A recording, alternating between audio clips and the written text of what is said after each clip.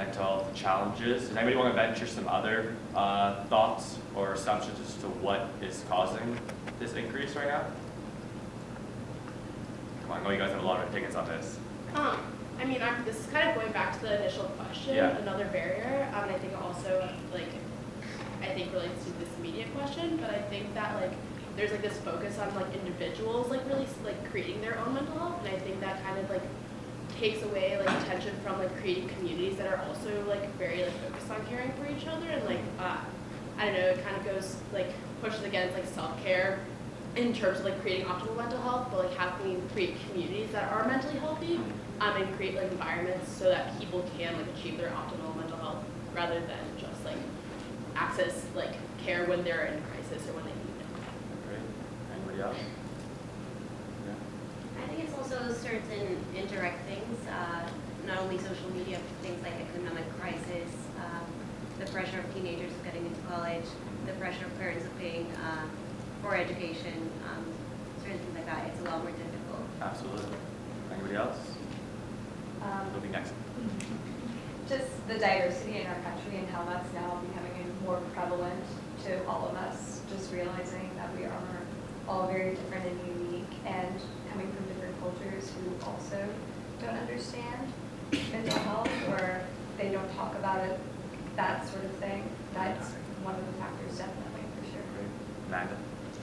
I also believe language is a very large barrier in mental health. I think that we utilize certain things or expressions that are very stigmatized and continue to take the mental health stigma and perpetuate it, just keep it rolling and rolling and rolling. Like the word crazy or insane or She's been taking some peeks at my slides. It's coming up. Or things like that, which we'll get to next. But I think that that is a very large part of the stigma and what continues, this forward, because if you look at media, you see in the media every day that mental health is seen in a very negative light in most cases.